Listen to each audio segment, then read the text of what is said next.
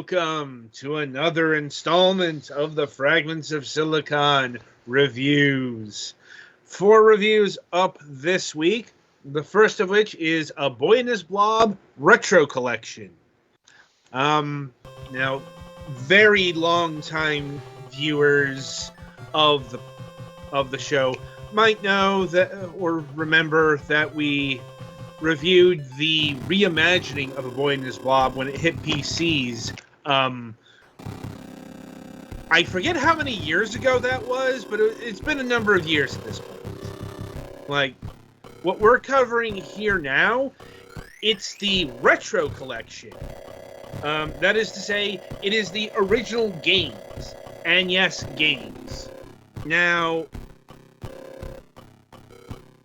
if you're familiar with A Boy and His Blob, you're probably aware of the NES game. That's really the one that got all the hype and focus back in the day. But there was more than one of them. There was also the Game Boy A Boy and His Blob game, which released about a year after the first one. So, that's why this is a retro collection. 2 games is still a collection. Not the first such retro collection from limited run games. It's like, this is a bit of a weird situation because you might notice that this is, this was by Ziggurat on PC, but Limited Run published it elsewhere. I'm not exactly sure why that is, but if you have either on the show, I'll be sure to ask. It is a possibility. Anyway, so I'm assuming my colleagues here have never played the old school A Boy and His Blob games. I never actually played them, but I have memories of a friend playing them when I was in elementary school and thinking they were really cool, at least conceptually. I have a vague idea. I believe my brother-in-law played them once. Yeah. Because, wouldn't it be cool if you could eat jelly beans and turn into different things, or have someone do that? Depends on the situation, which is actually kind of fitting, but I'll get into that in a bit.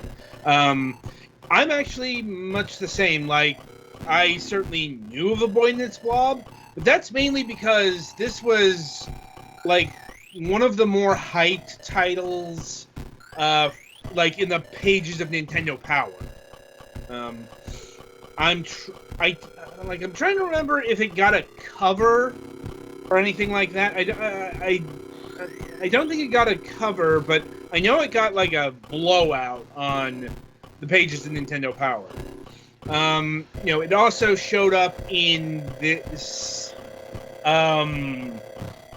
game tape series, literal game tapes, called the Game Player's Guide. Trying to remember which volume, but it's I remember seeing footage of A Boy and His Blob in this thing. It was giving you all the tips and tricks to beat the game, or most of the game. Because in the case of A Boy and His Blob, it stopped short of the final boss, or what passes as a final boss encounter in this game. Because A Boy and His Blob isn't really about combat, which I think is what really made it stand out in the years of 1989 and 1990. Yeah, it's about puzzle solving using appropriate flavors of jelly bean. Yeah, which you really didn't see in the NES era. I don't want to say that A Boy and His Blob is the only puzzle platformer of the era, but it certainly one of the few. It's a game that would feel more at home today. Although, in its actual design, it's quite stodgy because, you had to design it for an NES controller or Game Boy controls, which are, at best, 4 buttons. And only 2 face buttons.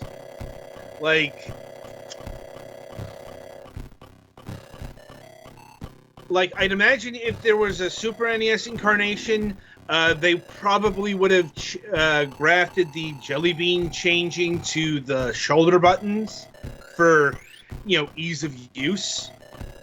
And being able to shift backwards and forwards. As it is, you have to cycle through. So, Jelly Bean, getting to the right Jelly Bean is a bit tedious. It's kind of surprising how long it took for shoulder buttons to really become a regular thing and be used the way that they. I mean, shoulder not really. Shoulder buttons were introduced by Nintendo in 1991. It's the Super Nintendo had them, but usually they used them for scrolling the camera or tilting or something. Right, but it was still there for, fighting games and such. Compared to the Sega Genesis with its same number of buttons as the NES controller. Yeah, it has 3 face buttons, but it only has a start button. So, you're just switching select for C. Anyway, getting back on track here. So, apparently, the developers of A Boy and His Blob, they wanted to advance adventure gaming since the days of Pitfall. Because David Crane, the creator of A Boy and His Blob, was the creator of Pitfall and Pitfall 2. And you can certainly see the DNA here. The game feels a lot like Pitfall.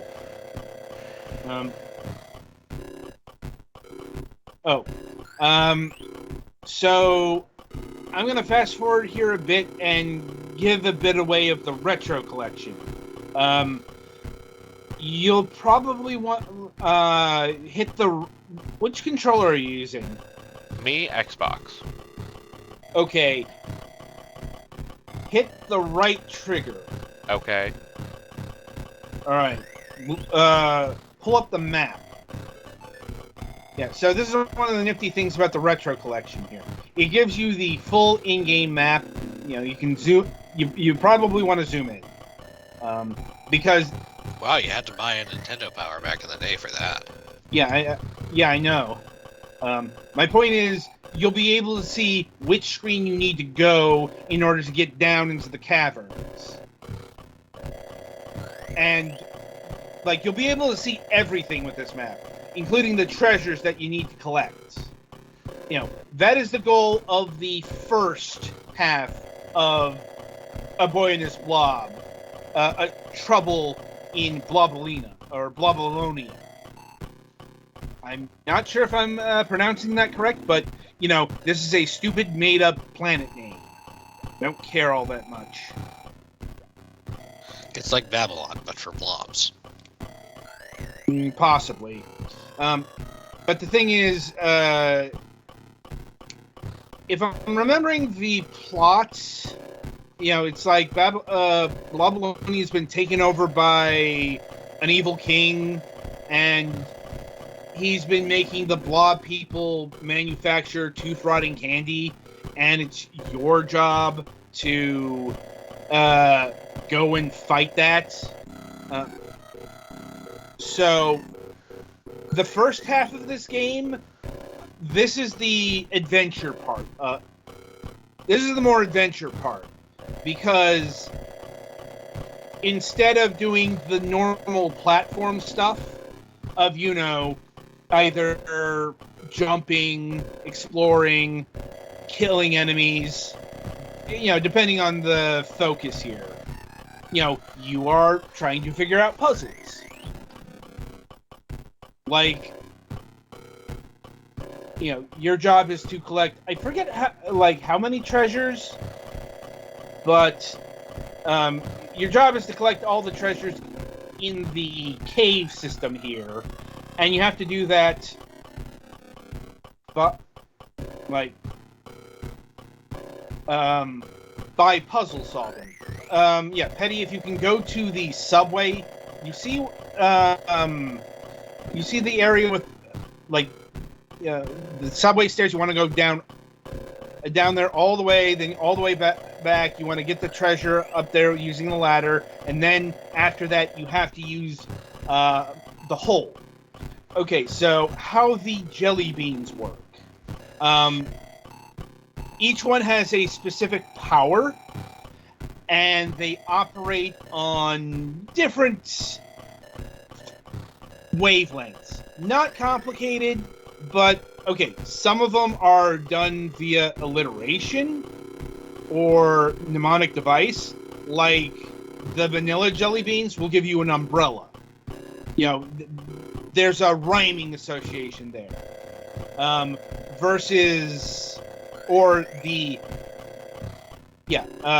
In order to get down, you need to use the punch jelly bean, which generates a hole. Punch something, open a hole. It's like, now, some of them I don't exactly get the logic, but that would be keeping in adventure games. Like, I'm not sure how, or you have to really think about it, because like the honey jelly bean generates a hummingbird. Which wouldn't be the first thing you'd think of from a honey jelly bean. You'd think maybe a bee, but hummingbirds do eat nectar, which isn't actually honey, but I guess close enough for them. Yeah, licorice ladder. It's the L. Yeah. Now that you've done the ladder, you want to use the punch jelly bean again. And of course, coconut jelly beans turn it into a coconut because that's useful. Yeah. I'm like... Yeah. And this is basically your gameplay loop. Root beer is like a rocket or something, isn't it? Yes, root beer's rocket. Once again, that's the RR. Yeah. And you get 5 lives. I think you have to move a couple of spaces. Once again, check the map to correlate. Also, this game does allow you to save. You can save. It's got save states, but this is another one of my complaints about the game. Go back to the menu, so I can. Go down to the save function and hit. Because when you hit save, it drops you back to the main menu. Ah, so it's a suspend-only type save. No, it's an actual save. Because hit start. Oh, because you can exit and then go back to it. And it asks you to continue. Yeah. Like I said, it's a bit clunky for a save state feature. And it's not in keeping with other emulation jobs.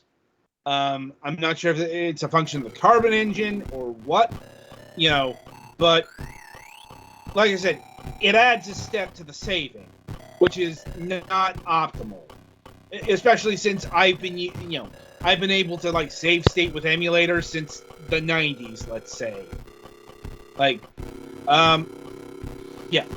Also missing is a rewind feature, which is something that should be a lot more standard than it is. Especially when you got Digital Eclipse and what have you, including that. But like I said, that's less common than, my real problems with the save state feature. It's just a bit clunky for what we got going here. And yeah. So ultimately, you get the treasures. Also, you will get, there are some jelly bean bags in the underground complex, let's call it. There are some enemy types, like primarily these worms. Yeah, you have to time your progression, and so this gets into perhaps I don't think you can kill them, or if you can, it's via coconut. I'm like, the blowtorch is mostly useless. You will need that to destroy the cobweb that's coming up. Good luck hitting it. And this is actually a good feature. So if you get too disconnected with the blob, there are two ways to get them back. One is via the honey jelly bean, which allows you to turn them into a hummingbird. For whatever reason, it's able to pass through solid objects and return. But if the blob is too far away or can't eat jelly beans, you want to use the ketchup jelly bean. Ketchup equals to catch up. Get it? It's a pun. On the other hand, do not feed the ketchup jelly bean to the blob. It will kill him, because he does not like ketchup jelly beans, and I can't blame him, because ketchup jelly bean sounds absolutely fucking wretched. Anyway, the secondary goal of the cavern complex here is to get the orange jelly beans, which allows you to generate the Vita Blaster, which is instrumental in the second half of the game. It's like once you wrap everything up here, go buy your vitamins, you then use the rocket to go to Bloblonia, and then that's when this game becomes essentially a much more straightforward run and gun affair. The Vita Blaster is quite literal. You use that to shoot the candy on Bloblonia. The second half doesn't completely ditch the puzzle-solving elements. Going back to the final boss, that is actually a puzzle. And getting to the boss is a puzzle, in that you need to use the lime jelly bean in order to generate a key, or turn the blob into a key. Once again, the line of logic here is key, lime, pie. Same thing with the apple jelly beans. That turns your blob into a jack. Applejack. And yes, that can be a cereal pun, or a reference to the cereal, but Applejack is also an alcoholic drink. In fact, that came first. I just want to make that clear. So I like to think that it was the developers getting a alcohol reference past Nintendo. Either or. Let's see. One of the most important jelly beans is going to be the trampoline, which is tangerine. There's the naming association and the letter. Anyway, so that's how the NES game functions. The Game Boy version is much the same. Honestly. It is important to remember that the Game Boy game is was just like a year out, and it's it's transposing an NES game to the Game Boy, which was, let's say, more doable than later on when we had the SNES and Game Boy pairing. Like, I'm like, but before I get more into detail about the Game Boy, in terms of the emulation itself, it seems fine. Though I do recall reading there were some sound glitches in this package. I'm not exactly sure.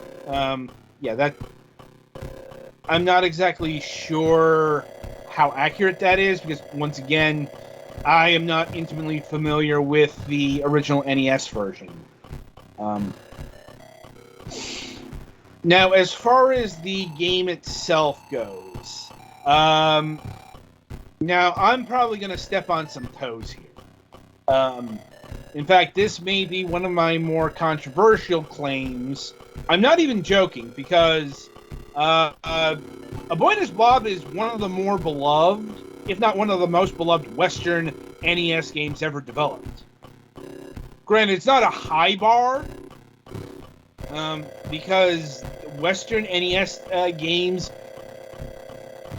tend to be really, really bad. The likes of LJN and Acclaim and what have you. And anyway, I'll just get to it. I don't think that this is a good game.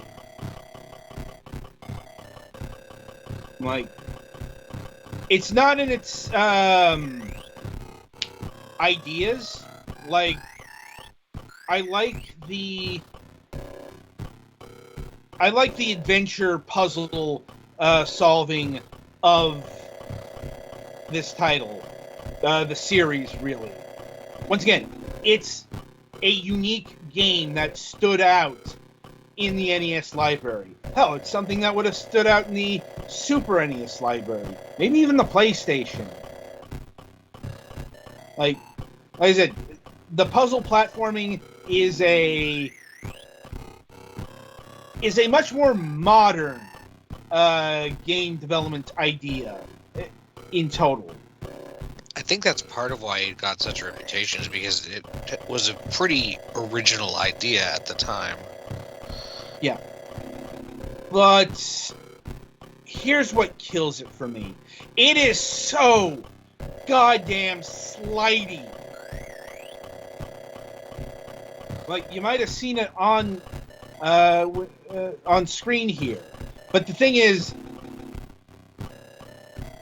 the boy moves and more specifically, he stops as if he is sliding on ice.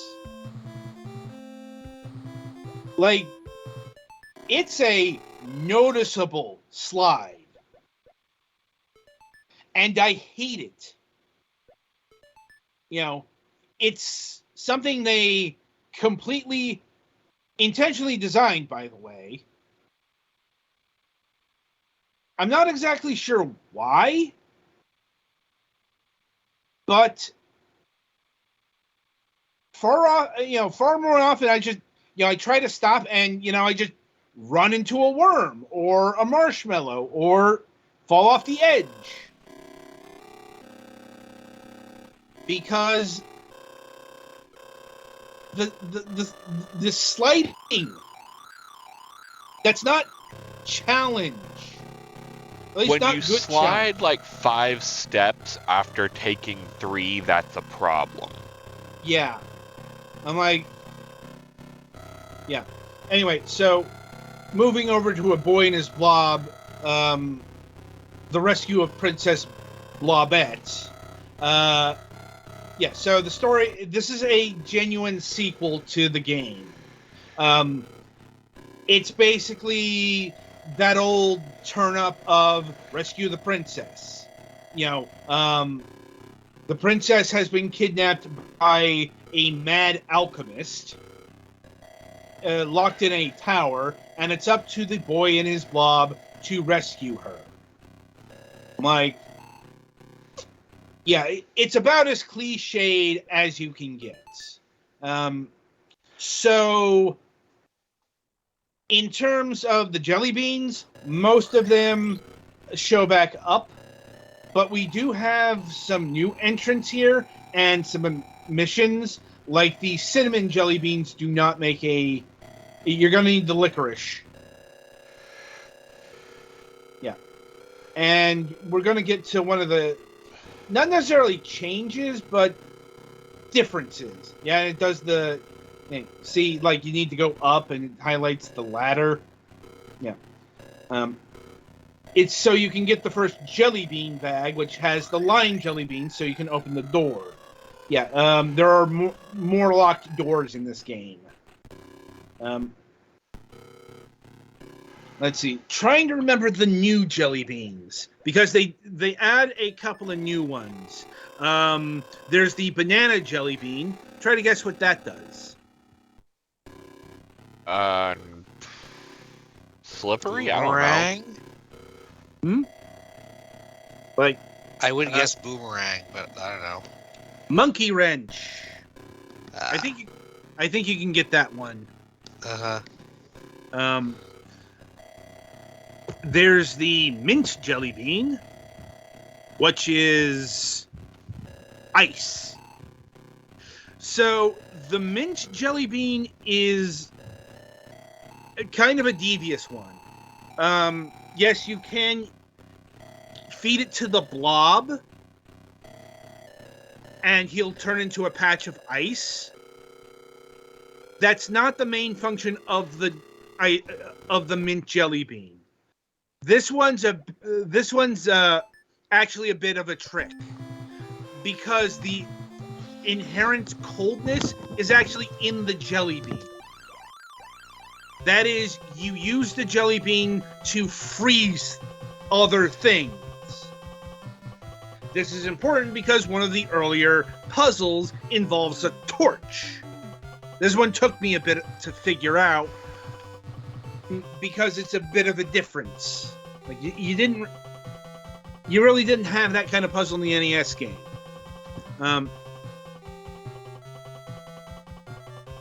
Now, in terms of the actual Game Boy game, sadly, it's a worse game. First problem, it still has the slidiness. Second problem, for whatever goddamn reason, the blob isn't pass-through anymore. There's collision detection between the boy and his blob now. Why? Why did you do this? Yeah, that sounds like it'd be a problem. Guess what will happen to you? Way more times than you'd care to. The blob will knock the boy, off the fucking ledge. Yeah, that was bad and shouldn't have been programmed. I legitimately do not know why this is a thing. Like, and they didn't do it in the NES game. Was it a Game Boy limitation? I genuinely want to know here. Also, the Game Boy game seems to be lacking a bit of play testing or polish, because there was some times when I got stuck or fell through a ledge. Like, it just seems in general a bit sloppier than the NES game.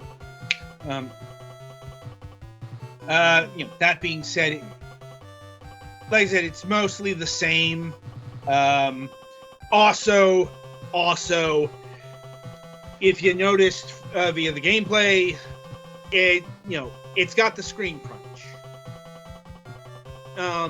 Because once again, they kind of fell into the mistake of, actually trying to transpose an NES game to a Game Boy screen.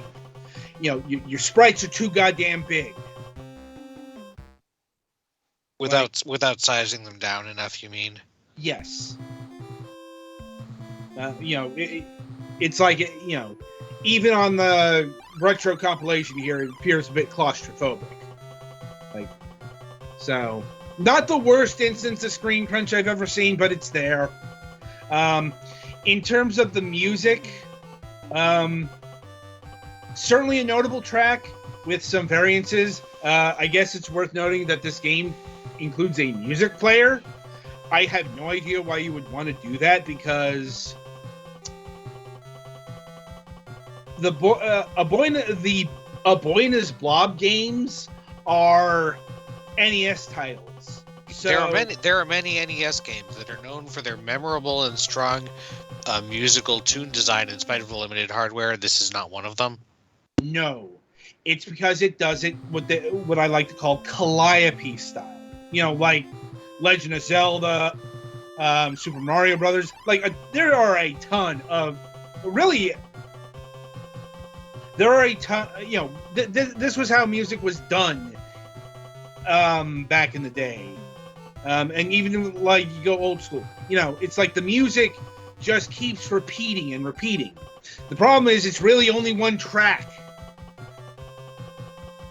So it's just like maybe you get some variances, like when you use the cola bubble, it'll do a bit of a jingle.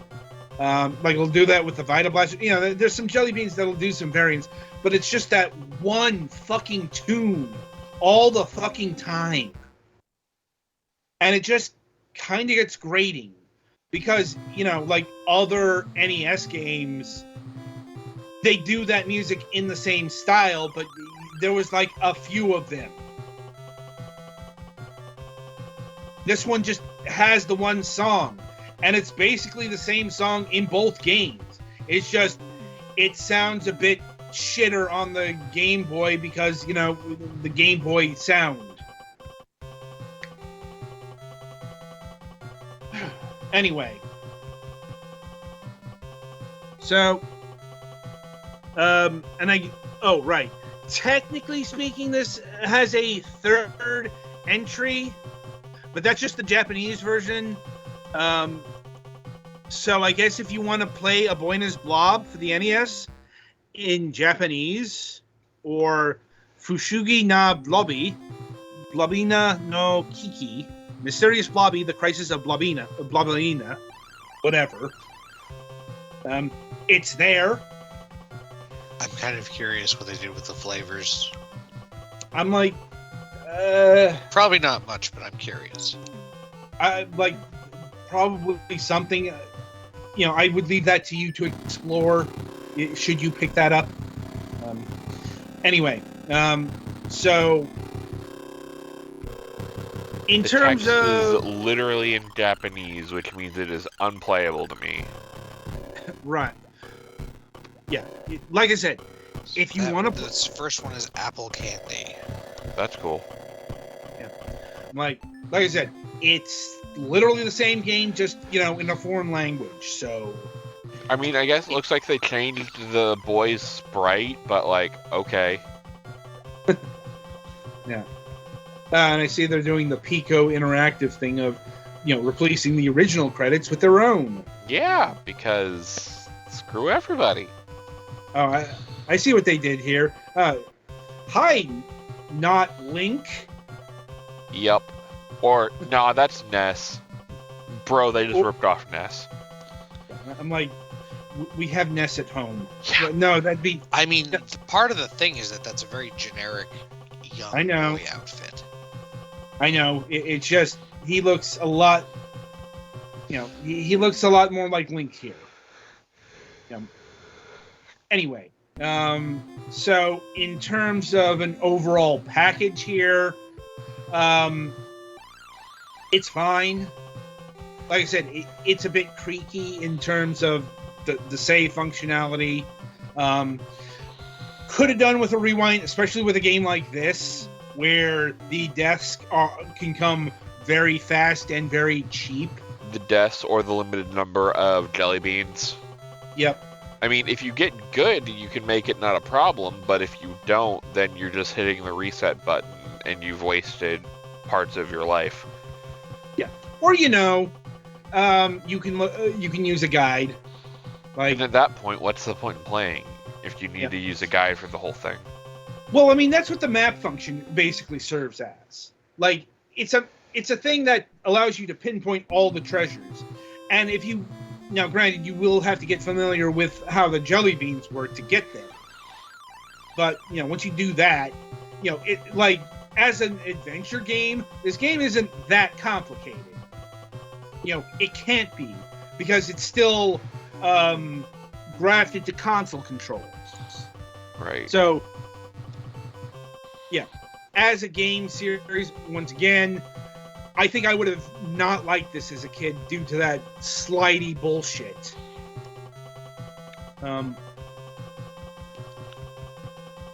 But, but I know this game has its fans. I would say series, but honestly, I don't know how many people played the Game Boy version. This game has its fans. Blink twice if you're being held at gunpoint. Yeah. It sounds like Petty did not enjoy his time playing this game either. God, no. Yeah. Like I said, the map function is nice. That's the kind of thing I like to see in retro collections these days. So, like I said, overall, it's a solid package of some rather flawed games. I know that's controversial, but I'm sticking by it. Anyway, in terms of pricing, so first I do have to, since this is a limited run joint venture, there is a physical edition at this moment in time. But before I get to that, the digital version. The digital version will set you back a mere $9.99, 10 bones. For a collection like this, it's okay. Not the, it's better than the Bill and Ted collection that they were peddling until very recently. Those games were just trash. Like, at the very least, the NES game has a legitimate claim to being one of the classics of that platform. I don't happen to agree with it, but it's in the conversation. In terms of the physical, so it is worth noting that they are available at time of broadcast / recording. But since this is limited run, it is a limited run. Yep. So on the website here, it's saying only available until March 5th, 2023. So that is when it goes out of print. That doesn't necessarily, and of course, they're already sold out of these. Which is not a surprise because, once again, it is limited run. Yeah. And sometimes, like for popular stuff, they do spin up another print run before the end of the time period. That's why I bring it up, because there is a chance that, they could be printing more because, they do have, only available March 5th. So that seems to indicate that they'll do another print run, maybe 2. I don't know. It's one of those things that I have to ask them. Yeah. Anyway, so they've got the retro collection and the collector's edition. The retro collection is going to be $34.99. The collector's edition is going to be $64.99. Ooh. Once again, I'm going to assume that the mega fans are the ones who have plunked down for this. Yeah, they've already purchased this, let's be real. Yeah. And there are versions for the PlayStation 5, Nintendo Switch, surprisingly the PC. PlayStation 4 as well. No Xbox here. So I have learned something about Xbox limited run game runs. They do them now. But they're rarer. Because apparently Xbox limited run physical collections sell horribly most of the time. because according to their data, Xbox owners are digital first. Mm. Which is kind of why I'm surprised that they did a PC version of this game or game collection, because that's also the case with PC. Like PC is more digital only than anywhere other than like mobile, where it's literally 100% digital. Anyway, right, so I suppose I would give this a mild recommendation if you're curious. But in terms of a Boy and His Blob games that you should purchase, go get the Wii reimagination.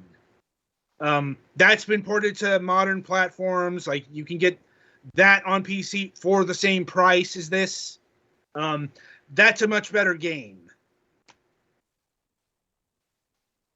Anyway, any further comments, questions, or concerns about A Boy and His Blob Retro Collection? No, free me from this hell. I think I'm good. Okay. All right, so that'll about do it for this game series collection, if you will. Be sure to tune in after the break, as Petty Fan will be reviewing Inner Dow.